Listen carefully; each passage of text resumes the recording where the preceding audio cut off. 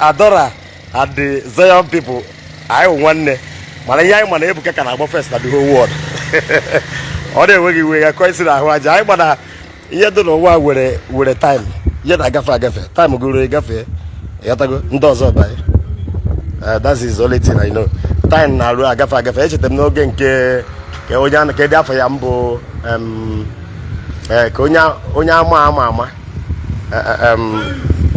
Keza for ya Tamuru or poor Onyo's up by Nomazi Mbaka. Yatago Father Ejike. I'm at the time of Father Ejike. Father Ejike with them my mother tried and gave Father Ejike from Naka. Think I go to the Moses or Yatago. So Father Ejike Nakita. Monyana Boka Farakam Wonya by Onyo Gabai, or young with Tansi University. So Uchanankia, and Kel no Uchara Unku. Manafarakam Wonya, Mamma Wanine, Nanian de Madaka school and about Tansi University, young way, Manometra Gafe. Kita will gain cable go be so you're not touching away. So you're about first at the whole water. Kita. If we never do a gallery, but I'm about to run to that. Oh, Mama, I don't know. Nah, well done. Well done. So, I wait for our men. I can enter the dry. I wait for that. Here I read my way for gas in on this thing. So, one the cake ever. That well done. I wait for the Abuna Hakan on you. I wait for this. I wait for this a good time. I wait for that. I'm not telling you the way it's a put a year, not down. So I cannot hear the guy. I bought a guy. So I can you for goodness. I'll make a so our men cannot hear the nature. I wait for her. I wait for the so wait a minute. I got our men that you say, but I can buy has this year. Open up Barat of yet not cheap good of wood. I like here. That the whole world get Ebuka Obi Zion face. That's the only thing. Ebuka Obi Zion face. No, we will have a question. I got to go. Mbaka, I need one day. My give my mom wake up and kegi. Man, I for a year Kubi. I got Monday mother. I went in 545. More 504. You go Hana Venza. I won't know if Tapolin did a beg. I wish I won't know if Fuka covered the beg. He get Uruka cover and Kai Ijiba cover 504 with Puche Venza again. More Eagle or Yadika 350. Let's do 350. Odo Ghana get Uru Ya Iji Puchi 504. Puche is 50, but Koya Kazimba. Because they may go cheer. Mbaka I won't work and say forget. Susubulali, better because I'm Moga. The same thing with Ebuka Obi. Manakita. Iya onye no board kita we Ebuka. Anum ki na-ekwu although I will drop the video tomorrow. Anu ki na-ekwu Ebuka onya na anya o ga-ebu arụsị obuo na arụsị how many places go je ebu arụsị abụrụ arụsị ka a na-ekwu okwu ya. Ebuka fa arụsị o ya ebu arụsị. Ya tago ina so nọgide na direction gbapụ ụdị aka ha dị na mmanụ nke mana nna anyị ka ewu. Enwe ụdị ihe kwesịrị na anụ n'ọnụ gị. Ka ina agwa nwa ya ezo kwa nwude mana ị na-agwa anyị na efuru Ebuka na nje efuru Ebuka. Ị na-efuru n'anya ọ bụrụ ihe niile ka ị agwa na Facebook. Otu akịta ka onye meji nye example ta mi na-ezugo nọkịta na Nnewi. Enwere uzugo ga-ewe mmekwe na Facebook ka bịa akpọ na phone ọ ga ihe nke adọrọkwa mma. Mana ikwuara na Facebook wa niile na ya ọ ga unu awụrọzi friends. Anọ mgbe ị na-ekwu akwa obecha fancha nwụ mmụọ onye isi kwuru ya then mmadụ pụtazie na Lagos na-azazo omechara fancha na-azo anwụkwara ya nwa next time ka ya gosizi n'ụlọ dị na mma.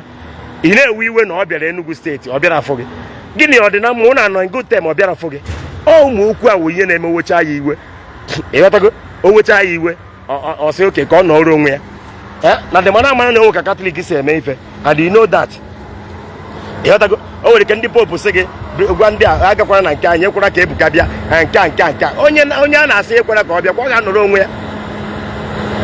Whether I like it, I like it. You want to win somebody na chance wa than the man body mmadụ.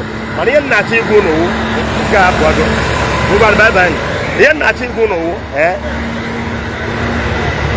ihe na chi go na adịghị ọzọ ukwu no mara na Ebuka Obi ka na-agba first na the whole world. Mmegbu nkata n'iru wegwa ya mmadụ. Mbaka ịdị power. Mana onye nwe power kịta wee Ebuka Obi. Agwara gị even n'oge amụma n'oge nke mgbe ochie even n'akwụkwọ nsọ na-eka mata na ndị ndị Rev Fathers ndị ụkọchukwu ejikebe ha rụọ ọrụ n'akwụkwọ nsọ, ejikebe ha rụọ ọrụ, ndị eji wee rụọ ọrụ n'akwụkwọ nsọ ndị prophet. Ọ prophet ka akaje rụọ ọrụ. Unu nwụ ndị na-anọ na sanctuary. Iwe ọcha mgbe Jizọs gwara mmadụ 9 ihe ọ gwara ha ahụ gakwurunu ndị ụkọchukwu ka ha lelee unu arụ confirm ọnụ unu adịgo mma. Ọrụ na abụrụ gasịrị iwe ọcha na akwụkwọ nsọ ndị ka wee rụọ ọrụ ndị prophet. So ihe wutara gị ma ọnwụ na-ebuka na-enwe crowd. Anụ m ihe na-ekwu chere ngwe crowd ka ihe crowd minini crowd nwekwere ọga crowd minini onye ọnwụ na-efuru na-eme ọkpọ mmadụ afụ crowd o nwere ihe onye a na-eme. Onye ọnwụ na-awụ ọkpọ oku afụ crowd o nwere ihe onye a na-eme. Ka ya pụrụ ihe anyị na-akọ. Ifu flavor kịta, ifu flavor for ordinary musician. O doganya onye a na-akụ egwu ebe onye a na-akụ ụfọdụ ga-aga na nke flavor. Mmadụ dịka Davido bịa na-ewu ya kịta ọnwụ na-enwe ụmụazị anyị nwere ebe a na-akụrụ anyị egwu. Ndị mmadụ ga-ahapụ ụmụazị anyị jekwuru Davido because na ọ ga-esheki ihe ma ọnwụ na ọ bata. Ka anyị na-agwa ngwa ya eziokwu anyị onye ha etiri gị Ugwu ahụ Mbaka I love you and I love you so much because ana m abịa bụ ihe a gị mana ọnwụ na mmadụ gafewe ụzọ anyị gwa ya na ọ na-agafe ụzọ. Ụmụ ihe anyị na-adị ekwu adịghị necessary. Ọ na-egosi na e nwere ihe iboro Ebuka n'obi. Ka anyị na-agwa nwa ya eziokwu ịma na mkpakparị gị asị that's why m na-adị ekwu ya steady ikwu ihe gbasara ndị priest na-adị eweta m n'obi adị m ala ka ikwu ya because ebe m belongụrụ mana ọnwụ na-emegide I decide to talk. Ụmụ ihe a na-adị akọ egegide m vidio gị enwe vidio gị ngegide taa ihe na-eme m ị na-asị na ojecha nke a ọ ga-abịazikwa ọzọ na Enugu ọ bịara mee nke nna na-asị ọ dị necessary. Ị na-asịrị Ebuka nọgide na steji gbara laba ọ na-anọ ọkachifo ọ dị necessary. Isi ama ndịkwa ka o si eme na o mekwa okwukwu ụdị ihe a asị nna ikwechi ị na-ekwu ihe a na isi nwa hụrụ n'anya.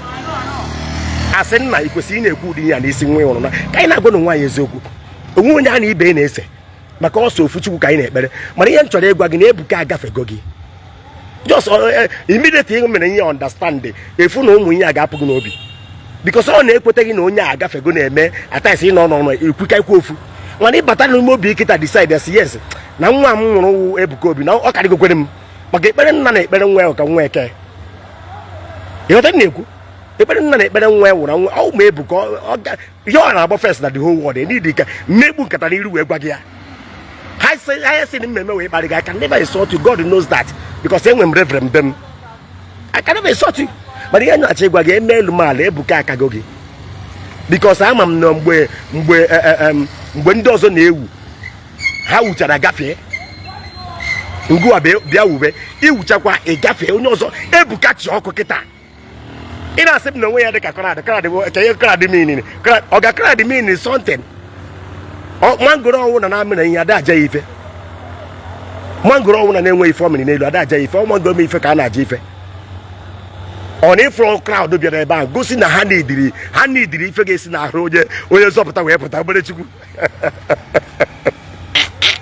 ihe na-agba Ebuka wee obere Chukwu ka elechara ụda agbarụ fọbụ elu tụ ala ewu vidio na-ekirịta atọ ọ na-ekwu vidio eruo more than 15 years na or 10 years ọ na-ekwu na ụdị ihe ọ chọrọ ịrụ n'obodo anyị ọ chọrọ ịrụ health center ọ chọrọ ịrụ ebe a ga na-agwọ ndị ọrịa ihe asị isi a ga-egide vidio na-asị o tekwara nwoke a bụ ihe a n'obi na-asị na ụdị pilgrimage ọ chọrọ iru awụrọ nke ụwa na pilgrimage a ga-awa ebe ọrụ na ịnọ ị na-abịa na-ekiri ya ihe ahụ vision nwoke nwere enwe years back ifere ada agaghị ote na-eziri ya ozi ọ ga-arụ years back watch sọsọ ọta ka eji mmadụ ole nwere ya mmadụ ole nwere na ọba ya sọsọ ọta ka eji 2.5 billion were na mmadụ ole nwere na baị onye ahụ nwere ebe o si ebi ụwa so mmadụ ataji n'ihe anya ndị adoration anyị nọ ndị na mma ndị Zion anyị niile nwanne ka mmadụ garakwa iji ihe na-enwe isi na ọdụ wee mee ihe mmadebere Mbaka ihe nna-achọ ịgwa gị bụ ị na-ekwu na adoration anyị niile dị na mma ị na-asị na onwe gị na-ese gị na-Ebuka mana okwu ị na-ekwu n'ọnụ na-egosi na o nwere sọntịrị ibu n'obi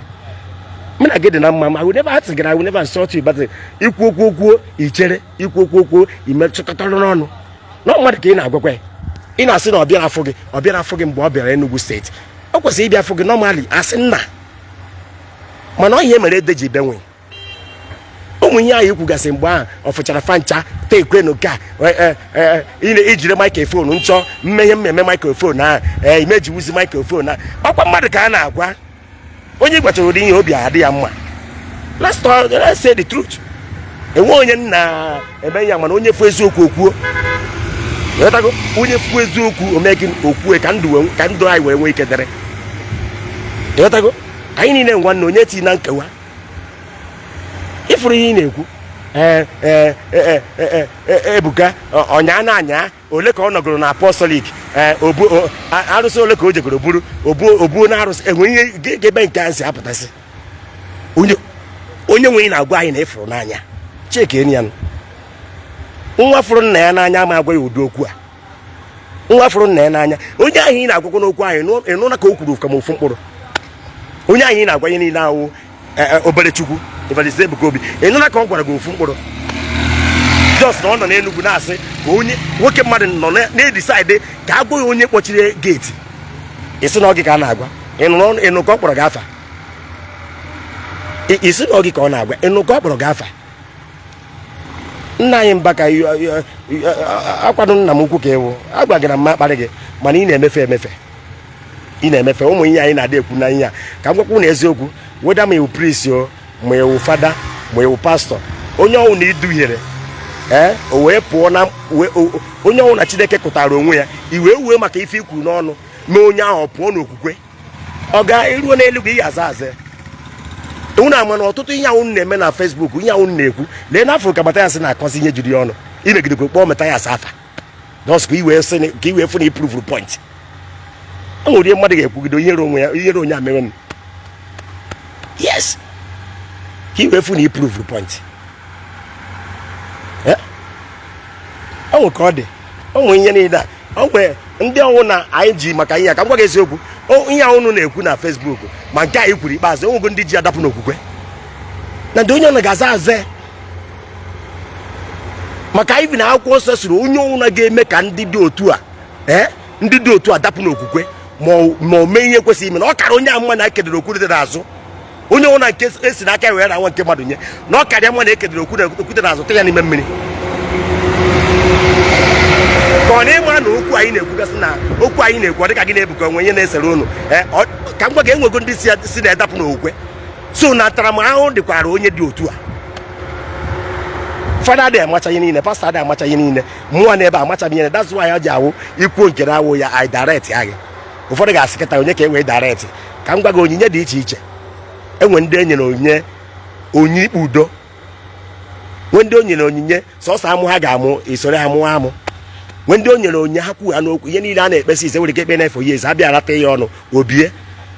Mgbe nna m nọ ndụ na streeti anyị ya na-akpọ ya wee zudo ya na ụmụ nwaanyị ha na di ya nwere okwu ọ my father na-ekpezi ga jụọ ese na Salwango Okpoko ọ my father na-edezire ya na-etu ya mgbe ahụ ezudo ọ wụrụ gift nyere my father onye ha na nna ya nwere ha na nwunye ya nwere okwu na be ya even mpa m na-apịakwu m okenye ụtarị ọ ya ka ebute ikpe niile a na-ekpe na streeti ya na be anyị ka a na-ebute so na mmadụ adị above mistake.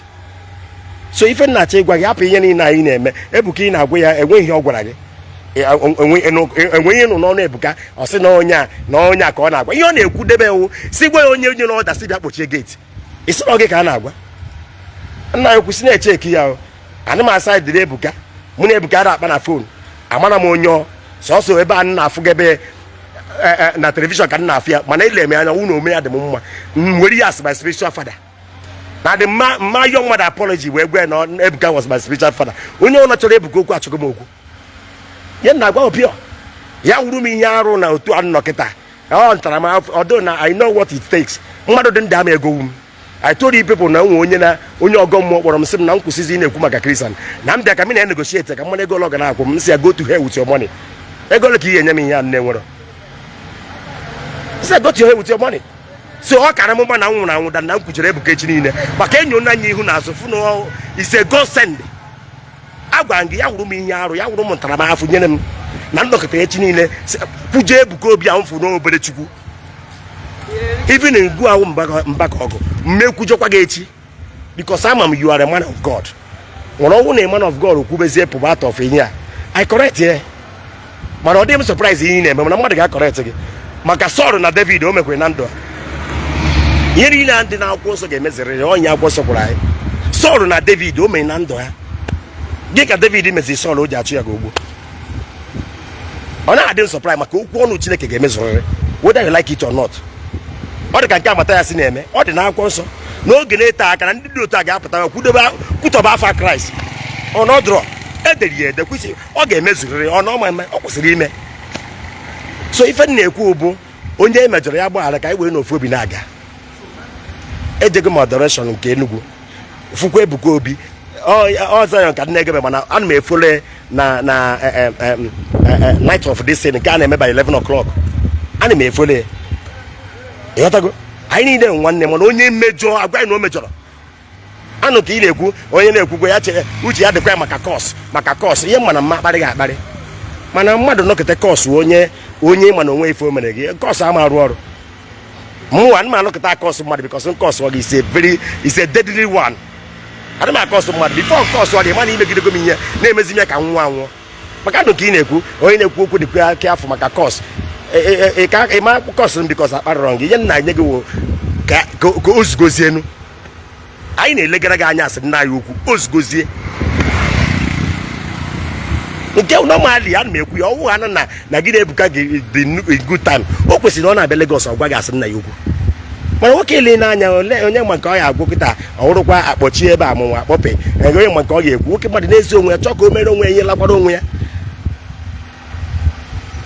ịghọtago so ọwụ na onye na-ewute gị ewutara gị mana ụmụ nye anyị na-ekwuzi na net ekwuzina na ọdịrọ mma nna anyị ukwu ekwuzina na ọdịrọ mma onwe ụmụazị kwesịrị na-ekwenye ala ka ndị echiri ọfụrụ ndị echi fada ọfụrụ kwenye a ana m ada eleghara azụ ndị echiri fada ọfụrụ mana nna anyị ukwu kwuzie ya ịma na eji nga egwu ụfọdụ wee goro gị na egwu I can play with you Mbaka mana ihe nna-achọ ịgwadebe gị iwu ha bụ Ebuka na ọ gafego gị akwa nwanọzie agafego gị la n'anya enwe ya na-akpọ laka enwe onye nke na-aza kpatara ego ọfụrụ saịdị nke ya ọ na-aza kịta new money enwe nke kpatara ego ọfụrụ na saịdị anyị ya ọ na-aza kịta new money.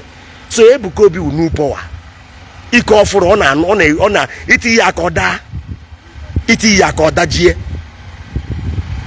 iti ihe aka ọ dajie ọ pụtakwa na power nke ga-ada arụ ọrụ mana enwere gana ndị ama niile Elijah na Elisha awụrụ ọgbọ Elijah na Elisha nwee ka ha si ghara Elisha ma ebe ọ ga-ejedebe John the Baptist na Amos onye ama Amos ha bụrụ ofu ihe Peter na John ha bụrụ ofu ihe ọnwụ na ha Peter na John ofu ihe gịnị mezi mgbe Jizọs na-achị ya bụ ụwa ka onye ọ kpọrọ kwa John ka ọ kpọrọ sị John bịa lekwe nne gị onye ọ sịrị ya lee nne ya Virgin Mary ọ pụta na ọ ya mụrụ ya ọrụ onwe ihe ọfụ n'ihu da boy o nwere personal love mmadụ na-enwe na mmadụ o nwere personal love mmadụ na-enwe na mmadụ otu aka Chineke si eme okecha mmadụ oke ya personal power ọ sị John lee nne gị ndị ọzọ nọ na-ele na-asị ka ezi ka o si wụsọ John ọ Chukwu ka ọ dịara otu o si chọ ka o si mee. So iwe ewe n'ụlọ maka dọla ahụrụ fụ n'aka nwa okte nkwụ hapụ na Ebuka Obi na ọ bịara ndozi ihe a na-achị ya kpara ka ọ na-eme ofu onye na-ebu ọnụ na-anaghị aṅụ wine ụnụ na-aṅụ na-eso ụnụ ata anụ ọkụ na-ana arahụ na bed ụnụ na-arahụ ka ihe wuru problem ego niile na-ala na charity ka ihe wuru problem Igbo ndonu I'm telling you ka ihe wuru problem ama m ka ihe wuru problem.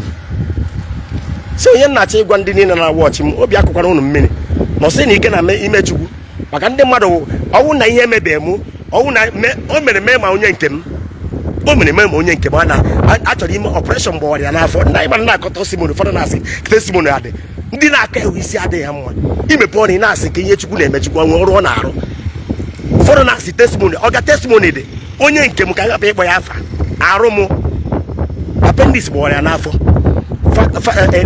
ịmana ọ dị ka appendix gbawa mmadụ n'afọ ọ na-amị ọbara n'ike dọkịta lechaa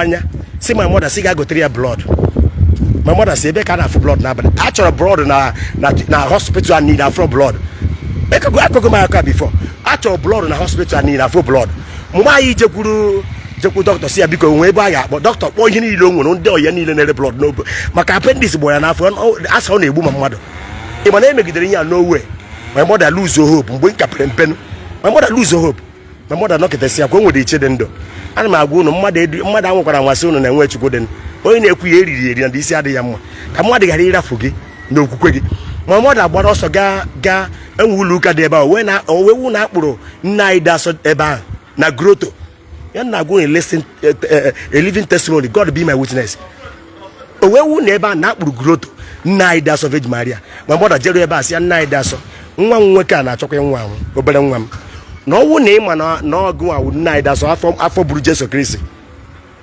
agụ nwa Maria na gị mee ka ọbara ju na-arụ nwa m. God be me with I can't lie with the name of God.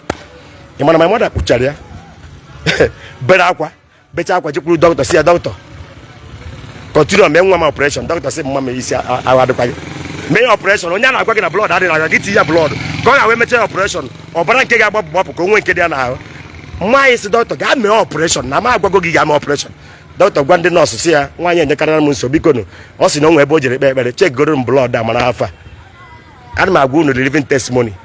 Ị mana ka ndị nọọsụ ji elecha ahụ gbara speed nọọsụ asị na nọọsụ jee gwa dọkịta ihe ahụ ebe ọ na-aga n'ụzọ ka ọ kpọbiri ọkpa nọọsụ tie mkpu na-asị na ọbara ya dịzi over ka amịpụ some blood.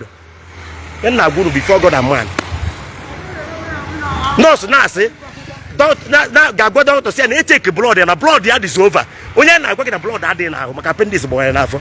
Ụnụ sị na Chineke adịrọ sọsọ onye nwere ike ikwu ya onye riri eri onye na-afụbeghị ihe enwe ọnọdụ ị ga-eme nọrọ ifu na ego gị ahụ enweghị ike ịzọ gị ifu na mmadụ ahụ ị nwere ama azọ gị so e nwere ike ịzọ gị wụ Chineke. Ọ bụrụkwa na m dị m ọcha ahụ akwenye njọ ka m wụ adịghịkwa m ọcha mana ama na Chineke na-adị ndụ.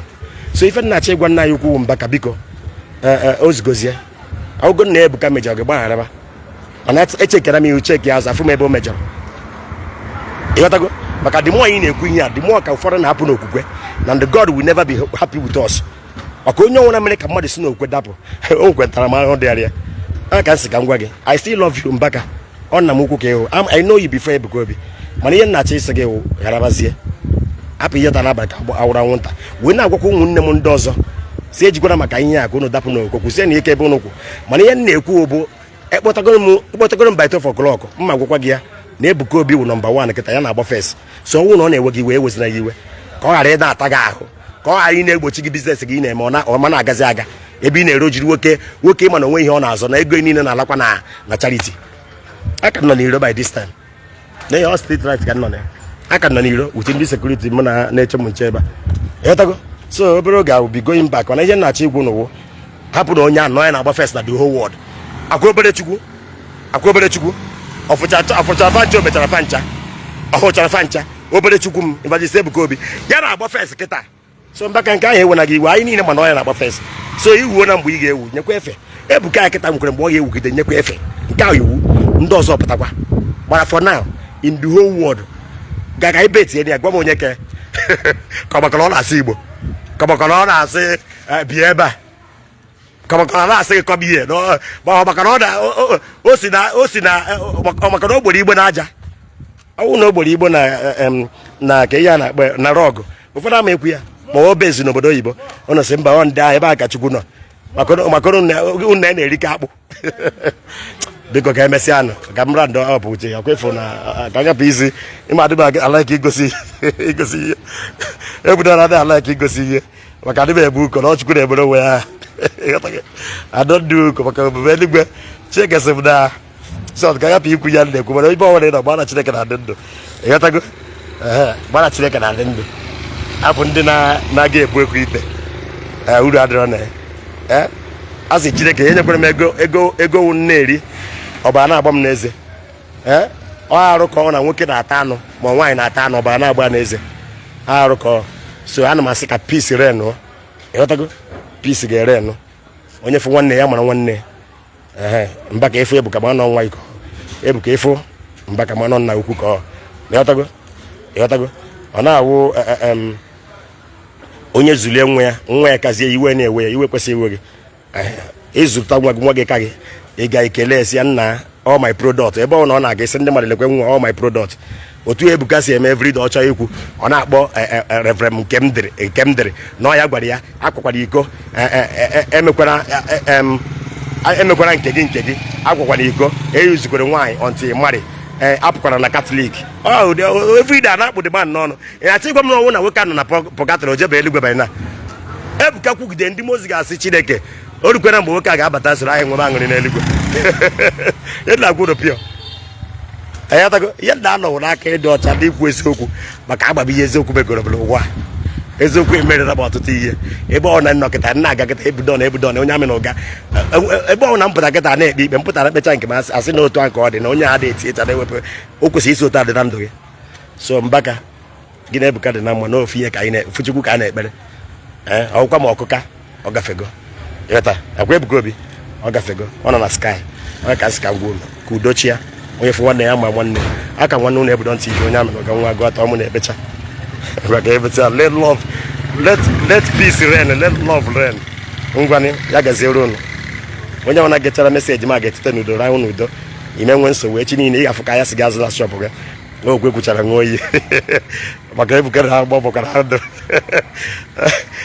lekwe ihe chọrọ ikwu shọt ka agapụ ikwu ya ebe a m na-eme vidio nke anyị iche enwe gosiri m maka ka agapụ ikwu ya ebe a maka onye ga-ahụ prezidenti 2031 from Anambra goes mana m na-ekwu ya ma emechaa onye ga-ahụ vice president 2031 nwoke Anambra mana m na-ekwu nke a ma emechaa ka onye ọ nọ nwee ike kipụ ya na ebudo onwe mgbe o kwuru na onye ga-ahụ vice president na 2031 si na Anambra adị m akpọ ya afọ ma obere oge ana m asị ka ọ gaziere anyị na Jizọs Kraịst wee nwe anyị wee ya gazienụ.